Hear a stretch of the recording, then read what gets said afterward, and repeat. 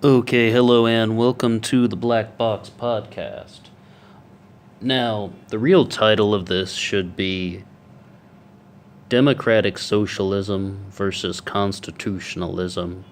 However, people are much more connected to the individual. And what is so fascinating is, in 2011, everyone was talking about Ron Paul because he brought constitutionalism to the center stage during a presidential election. And in 2015, 2016, Bernie Sanders was the talk of the town because he brought democratic socialism to the center stage. And they both really expanded a national conversation on sort of a new idea, a new ideology, a new political philosophy, a sort of new political belief. And what is interesting is both of these are drastically different, right? Constitutionalism is, of course, about following strictly to the Constitution, and that's pretty much the short of it. It's about doing what the law says, as opposed to passing things that are against the Constitution for personal benefit or just for political ease. And democratic socialism, now Bernie Sanders received like a bit of negative attention from the press. They really try to sort of put him more in line with a communist as opposed to a democratic socialist.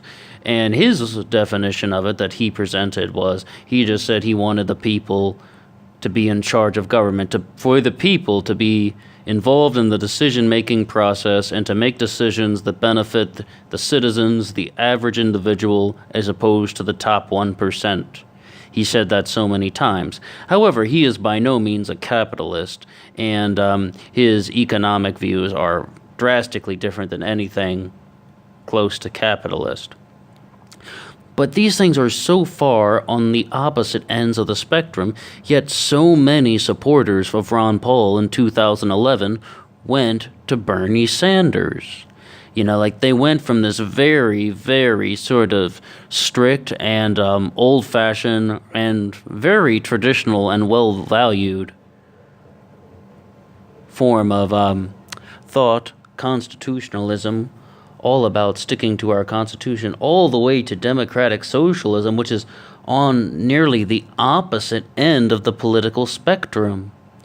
And Ron Paul openly spoke about this, and he just said to his supporters that went toward Bernie Sanders, don't sacrifice what you believe in just because you want change. Don't give up your integrity just because you want change.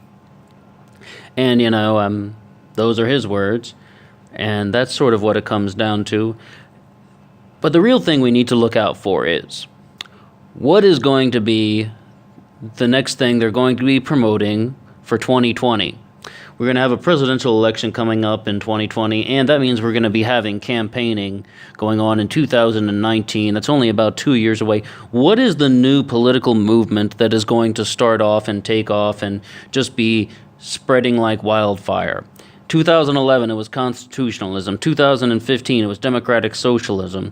We now have a Republican in the White House. So is this going to be something more leftist? Is it going to be some sort of ecofeminism that is going to take over? What is the new political movement that is going to start off in 2019?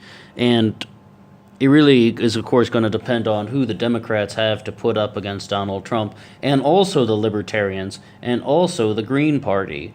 And maybe the Green Party is going to want to go with someone other than Jill Stein. She's run twice for president and not really pushed them over the 5% mark. Maybe they want a fresh face who is going to promote some sort of more radical thing, such as eco-globalism or techno-Gaianism, or something so far out that you can barely pronounce its name. And this is always going to be something that we're going to encounter every presidential election. People are going to be trying to give us new ideas, and they're going to give a particular candidate a certain push toward the spotlight. And Ron Paul said it, don't give up what you believe in just because you want something different. There is one theory that Bernie Sanders received so much attention and so much media hype, not because people were actually in favor of it before 2015, but because they only wanted to make the presidential race interesting. When he first announced his candidacy and during the first polls, he was polling at 5%. And they think that the media just gave him some extra hype to try and make the presidential race appear attractive on the Democratic side, to appear interesting on the Democratic side, meaning that they knew from the start that Hillary was going to win the nomination, but they wanted her to have at least one sort of noteworthy opponent. And Martin O'Malley and Lincoln Chafee and Jim Webb were just not what the general public was looking for, and definitely not something that people could wrap their entertainment-savvy minds around. They needed someone who could just sort of ignite a new discussion, but also someone who could just make the election more interesting, so more people are going to tune into the television, more people are still going to read the newspapers, and of course, more people are going to click on the Huffington Post. So that's one of the theories about why Bernie Sanders received so much attention. Another theory is, though, that just every election cycle, they're going to be pushing a new idea in front of us. And we don't know what it's going to be for the 2019 campaign. But what's most likely going to happen is there is going to be someone even newer. Like Bernie Sanders and Ron Paul are not new faces to Washington. Both of them had been there for decades.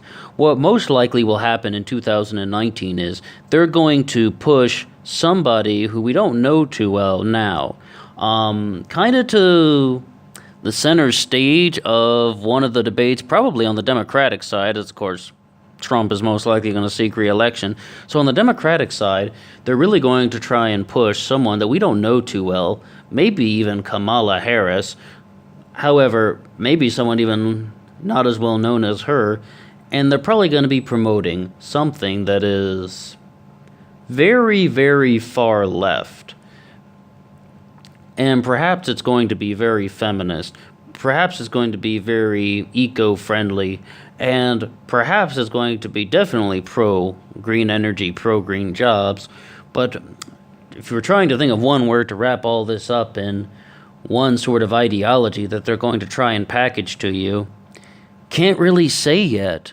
But the point is, they're probably going to try and find a very charismatic individual to get up and rally a bunch of Democrats together, and then someone else is just going to sweep the nomination, someone else who they planned from the beginning. And that's what we saw with Hillary Clinton. That was Hillary and Bernie in a nutshell. I mean, we have the leaks. We have what happened. The Democratic National Committee cheated to give Hillary Clinton a push. Why? Your interpretation is as good as the next person. However, Debbie Wasserman Schultz almost barely even denied it. They cheated to try and put Hillary Clinton over the edge. And it's a really ridiculous move, I mean, in the name of democracy. But, of course, what do you really expect, though? I mean, there are a lot of crooked people in Washington. However, the point is, you have these new ideas coming up all the time, and you have new individuals coming up behind them who are going to get a push for media hype. And Ron Paul said it best: do not give up what you believe in just because you want change. And constitutionalism is all about, the Constitution may not be perfect, but it is our law of the land, and we cannot just start passing laws that are contrary to the Constitution just because we think that they are nice or because we think they are beneficial. There is a way to go about this. We have the process of amendment, and we also have the process of, the checks and balances, the three branches of government who are supposed to uphold this law. Furthermore, the 9th and 10th Amendments are all about freedom. They are about getting us to recognize what we have the right to do, and if something's not mentioned in the Constitution, it's up to you as the citizen to use your Ninth Amendment rights to defend yourself, as well as using the 10th Amendment for the states, for them to try and make decisions in favor of what would help their states the most. And that's what constitutionalism is all about. It doesn't completely get rid of law. It's about following the laws that we have and empowering the states and the individuals with freedom. Not too much to complain about there. But let's keep an eye out for 2019, and let's see what new idea they'll throw our way.